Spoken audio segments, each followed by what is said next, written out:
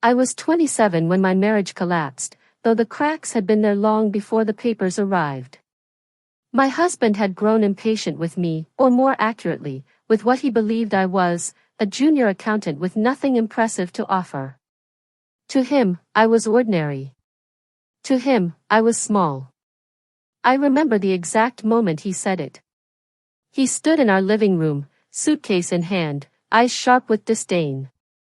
"You're just a junior accountant," he spat. "I need more than this. I need someone who can match me." Those words burned into me. They weren't simply cruel, they were final. He didn't leave me because of who I was. He left me because of what he thought I wasn't. What he never realized, what he never cared to ask, was that the title, junior accountant, was only a cover. A role I chose to play, quietly and deliberately, while the real story of my life remained hidden. Behind that modest job title, I was the majority shareholder of a company valued at $50 million. A company I had built from the ground up, though carefully in the shadows. I had always believed in humility. I thought blending in, working quietly, keeping my ownership private, would protect me from envy and manipulation. But in the end, the person closest to me turned out to be the most dismissive of all. He didn't know the truth. He didn't want to. The weeks after the divorce were strange. I felt two emotions running in parallel, never quite touching, grief and clarity. Grief because I had loved him once, loved him enough to forgive his arrogance, his subtle insults, the way he often reminded me of all the things I couldn't afford. But clarity because I finally saw him for what he truly was, a man whose vision was limited to appearances, who measured worth by titles and status he could brag about. It would have been easy to call him, to reveal the truth, to throw my company ownership in his face. But that would have been too quick, too shallow. My silence was worth more. Because I knew something he didn't. The world is small, and arrogance has a way of circling back. And I was right. Months later, my assistant came into my office with a stack of resumes. We were expanding, hiring aggressively, bringing in new managers for several departments. She placed the pile on my desk, and I began leafing through them absent-mindedly. It was routine. Until I stopped. Until one name froze me in place. His. My ex-husband's name, printed in clean black ink, staring back at me. For a moment, I thought it was a trick. Perhaps another man with the same name.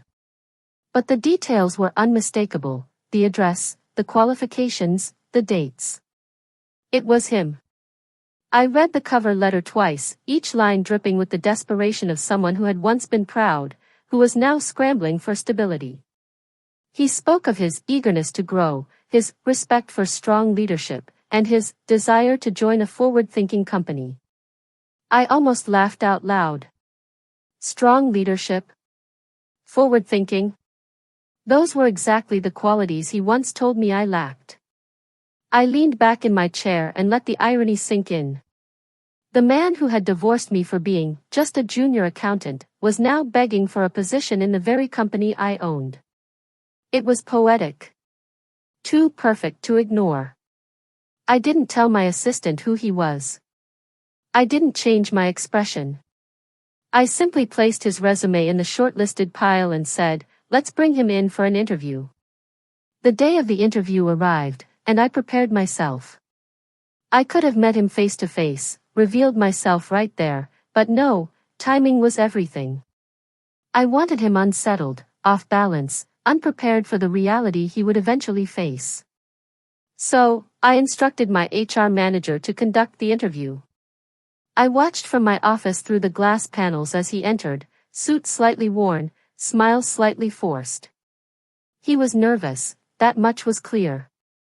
The arrogance that once fueled him was gone, replaced with something else, fear. And yet, he didn't see me. He didn't realize the woman he had dismissed, the woman he had abandoned, was sitting just beyond the glass, reading every flicker of doubt on his face. The interview ended. HR gave me the notes. He was competent, though not extraordinary. He could be useful. And that was all I needed to hear. I signed the approval. He was hired. Not because I needed him. Not because the company couldn't find someone better. But because I wanted him close. I wanted him inside the walls of the empire he thought I could never be part of. The first weeks were easy to watch. He came in every morning with that same forced smile, trying to impress, trying to matter. He never suspected a thing. To him, I was invisible. Just a name at the top of organizational charts, a distant figure he would likely never meet. But every decision he made, every task he completed, was under my eye. Quietly, I watched him. Patiently, I waited. Because I knew the day would come. The day when the truth would no longer stay hidden. The day when the man who divorced me for being just a junior accountant would realize he now worked for the woman he had discarded. And that day, I promised myself, would not end quietly. He walked out of my life with nothing more than a smirk and the papers that ended our marriage. To him, it was a victory. He had left behind the woman he thought was a burden, the junior accountant, who could never match his ambitions. He never looked back, not even once. But I didn't stop looking forward. I learned to stay silent. I had always been good with silence, it made people underestimate me. In that silence, I built my life carefully, brick by brick, while he wasted his chasing recognition in boardrooms where no one respected him. What he never knew was that behind the title of junior accountant, there was a name he had overlooked, the majority shareholder of the very company where his friends dreamed of climbing the ladder. My father had left it to me quietly, and I had chosen to keep it that way. I wanted to learn the business from the ground up, understand every number, every flaw. That's why I never revealed myself. That's why I stayed just an accountant. When he divorced me, he thought he was freeing himself.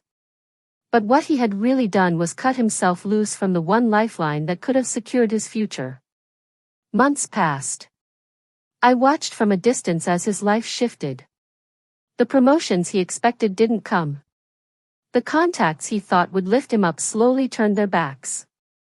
And in desperation, he did something he would one day regret more than the divorce itself. He applied to my company. I remember the day his file landed on my desk. My assistant placed it there without knowing the storm it carried. His name. His resume. His ambitions, written out in black and white. I stared at the page, and for the first time since the divorce, I smiled. The board didn't know the history between us. They saw only a man with experience. They approved the hire. He was brought in at a mid-level position, far below where he thought he belonged. But he accepted, because by then, he had no choice. And that's when the game truly began. The first time I saw him in the building, he didn't recognize me. I was in a tailored suit, standing with directors, discussing quarterly reports. He glanced at me briefly, but in his mind, I was still the woman he left behind. To him, I couldn't possibly be standing in that place of authority. I let him walk by without a word. That day, I realized revenge didn't need to be loud. It could be quiet. Patient. Calculated. Over the following weeks, I observed him carefully. He was the same man as before, arrogant, dismissive, hungry for validation. He bragged about his escape from a failed marriage.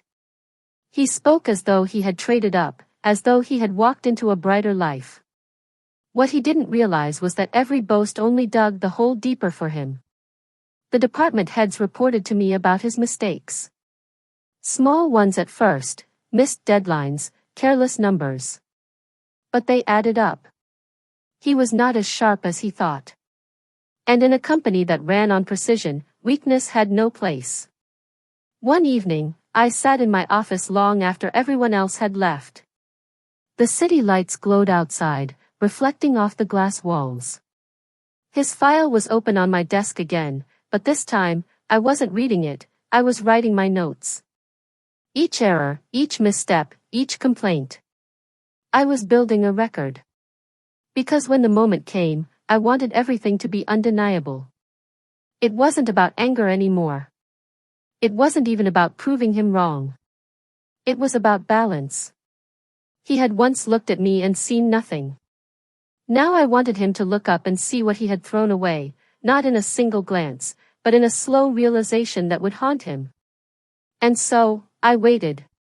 Every day, he passed me in the halls. Every day, I let him think I was invisible. He laughed with colleagues, tried to impress managers, and all the while, he never once imagined that the woman he divorced held the pen that would decide his future. But the day of revelation was getting closer. I could feel it. The first time I saw his name cross my desk, I almost laughed. It was a routine HR shortlist, dozens of applications for an open position in the finance department of my company. My assistant highlighted a name for me, Daniel Roberts. The same man who once told me, with a sneer, that I'd never amount to anything more than balancing ledgers. I read over his resume with a mixture of disbelief and quiet amusement. Years in mid-level finance roles, a gap after our divorce, then a string of smaller positions that clearly hadn't gone well. He had no idea whose desk his application had landed on. My first instinct was to reject it. But then something inside me shifted, an instinct not for cruelty, but for precision. Revenge, I had learned, wasn't about slamming doors in anger. It was about letting the right doors open, just enough, until the person walked into their own downfall. So, I signed the shortlist. Weeks later, Daniel walked into my building, not knowing that every inch of it bore my name at the top of the ownership papers. I watched from my office window as he followed the recruiter through the lobby, his posture stiff, his suit slightly outdated. He looked smaller somehow. Not physically, but in spirit, as though life had quietly stripped away the arrogance he once wore like armor.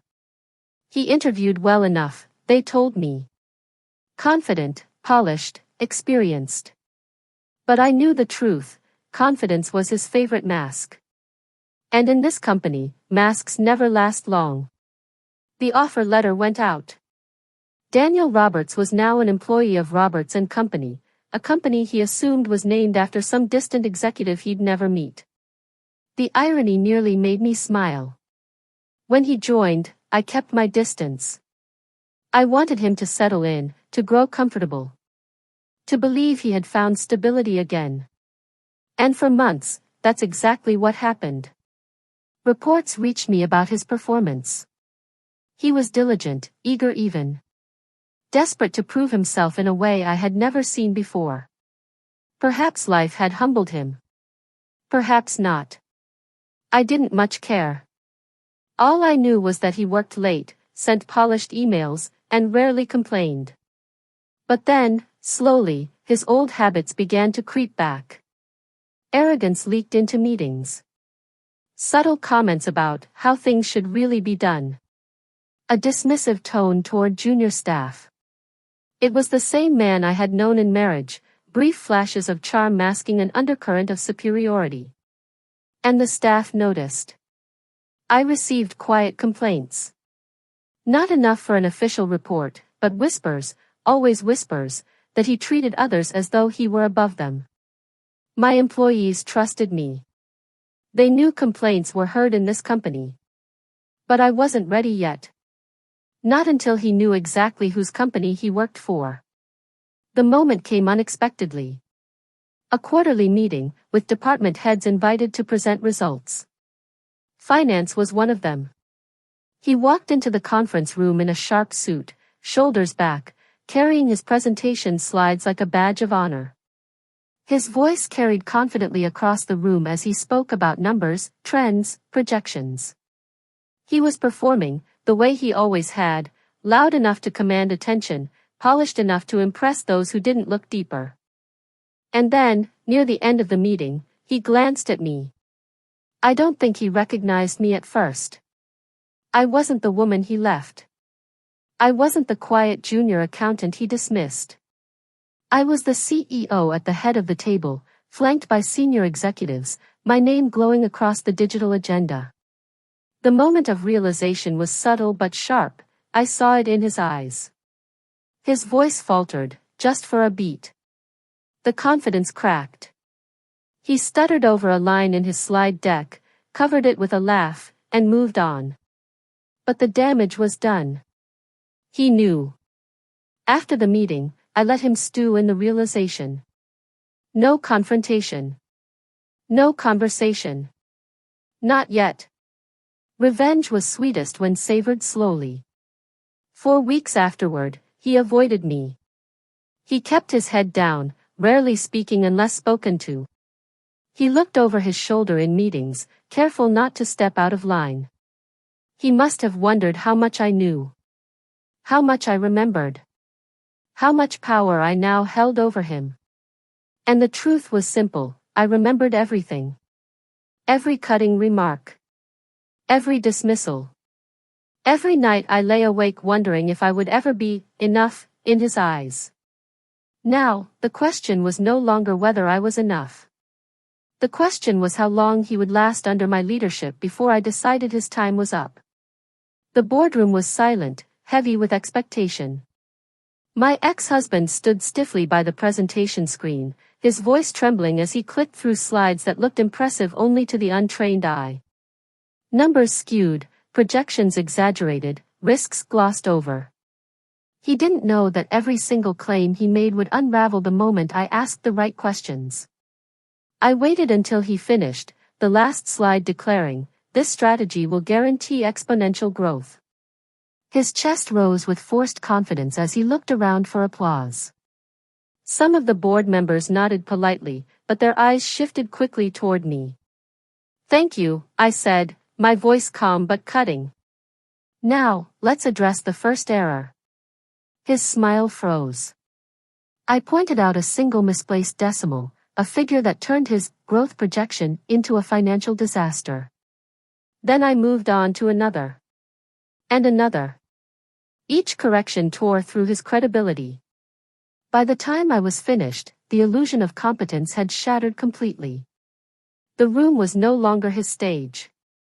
It was mine. My ex-husband's face burned red, his knuckles white against the table.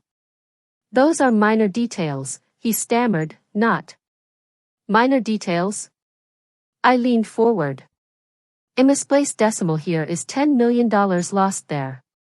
Would you call that minor?" The board members murmured in agreement.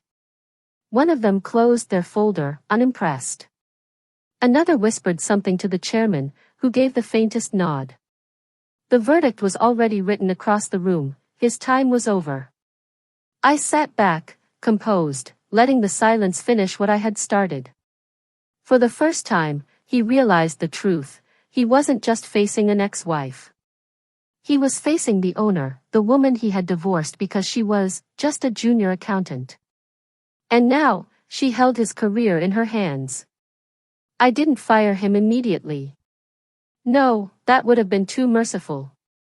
Instead, I assigned him tasks far below his supposed talent, audits, reconciliations, tedious reviews he once mocked me for doing. Every day, he sat at a desk beneath mine, forced to watch me command the company he had underestimated. Each passing week stripped him of arrogance, but I wasn't finished. The revenge would be complete only when he stood in the same place he had left me years ago, powerless, discarded, and forced to confront the reality that the woman he had abandoned now controlled the empire he had once dreamed of owning. The weeks that followed were delicious in their silence. Not loud victories, not explosions of triumph, but quiet, unshakable power. Every morning when I walked into the office, the staff rose slightly straighter, their respect unspoken but palpable. They had witnessed the boardroom massacre, they had seen who carried authority now, and their loyalty shifted seamlessly to me. And then there was him. He arrived later each day, shoulders slouched, tie loosened, eyes sunken from sleepless nights. Once, he had walked these halls with arrogance, head high, smirk in place, always 2 steps ahead of anyone who dared to challenge him. Now, He was a shadow of that man, his presence shrinking with every menial task I assigned him. At first, he had resisted. He called my assignments beneath him, muttering that they were clerical duties, the very words he once used to justify abandoning me. But I didn't flinch. I would hand him stacks of reconciliation files, ledger audits, compliance checks, the kind of detail-heavy work he hated and mocked me for doing when I was younger. "You're good with numbers," I would say, my tone sharp but polite, "and this requires someone precise." The irony was a blade that cut him daily. The staff noticed. They whispered, exchanged knowing glances, and some even smirked when he passed by with files under his arm. The man who had once belittled my work was now buried under the same tasks, stripped of status, stripped of pride. But I was patient. Revenge, after all, is not about haste. It's about precision. The turning point came on a Thursday morning. I was reviewing quarterly reports in my office when one of the junior analysts knocked nervously on my door.